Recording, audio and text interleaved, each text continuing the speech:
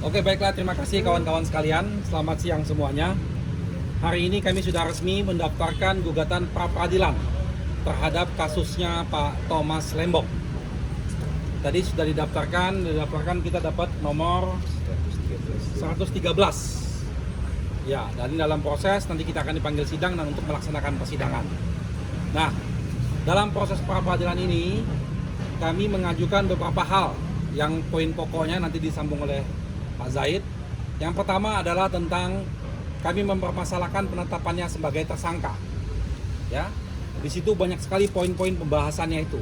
Antara lain misalnya tentang pada waktu proses penetapan sebagai tersangka tidak memiliki dua alat bukti yang cukup. Sampai saat ini kita tidak mengetahui alat bukti apa yang dimiliki oleh pihak kejaksaan sehingga menetapkan Pak Thomas Lembong sebagai tersangka. Seharusnya itu bisa di-share ke publik dan secara transparan bisa diketahui. Selama ini hanya diberitahukan bahwa masalah impor gula. Nah, tindak pidana korupsi dalam impor gula di Kementerian Perdagangan periode 2015 sampai dengan 2023. Coba lihat suratnya. Ya. Nah, ini ya. Di sini disebutkan.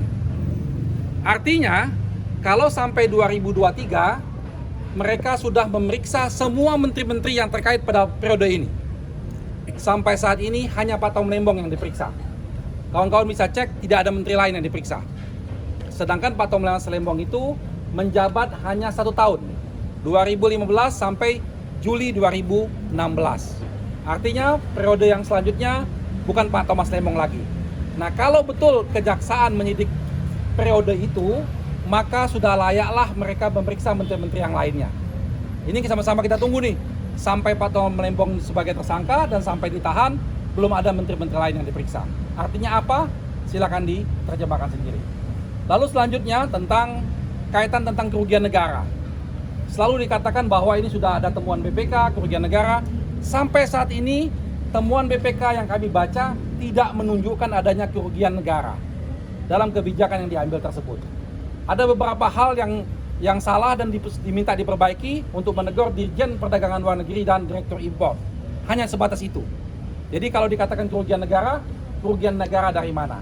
Karena pasal 2 dan pasal 3 Undang-Undang Korupsi itu delik material yang betul-betul harus dijelaskan secara limitatif tentang actual loss, kerugian negaranya.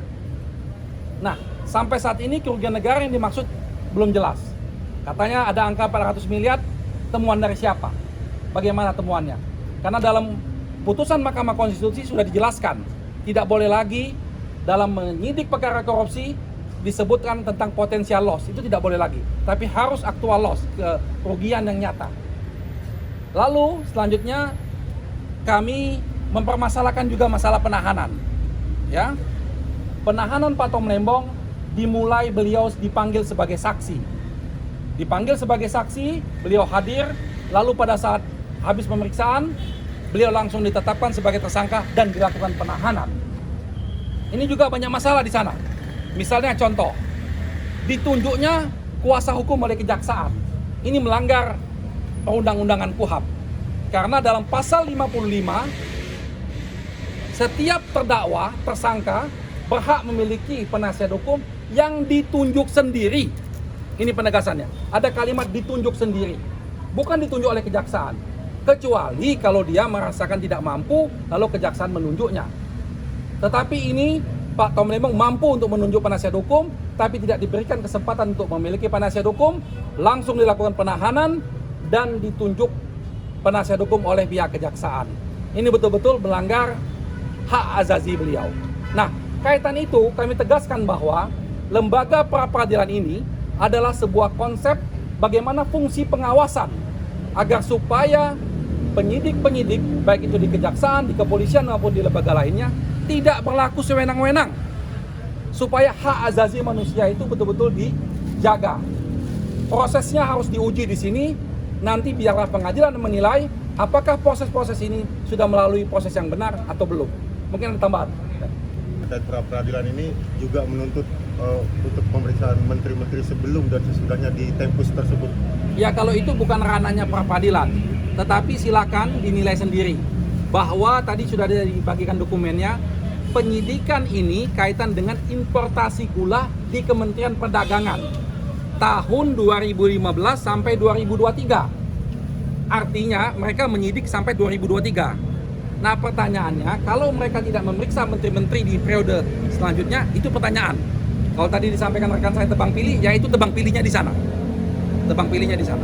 Artinya tim PH mendalilkan Kejagung tebang pilih. Betul, Dalam perkara. karena dalam surat resminya penyidikan itu disebutkan 2015 sampai 2023. Pak Tom hanya sampai 2016. Berarti menteri selanjutnya harusnya diperiksa dong. Ada kesalahan juga nggak? Ada mekanisme yang salah nggak? Ada korupsi nggak di sana? Setelah itu baru tetapkanlah sebagai tersangka. Ini belum diperiksa semua, sudah ditetapkan sebagai tersangka. Dan ingat kawan-kawan sekalian, bahwa penahanan itu hak subjektifnya memang penyidik. Tetapi dalam KUHP dijelaskan, hak subjektif ini harus masuk di akal, harus reasonable, harus secara hukum dapat dibuktikan hak subjektif tersebut. Jadi tidak sewenang-wenang untuk melakukan penahanan.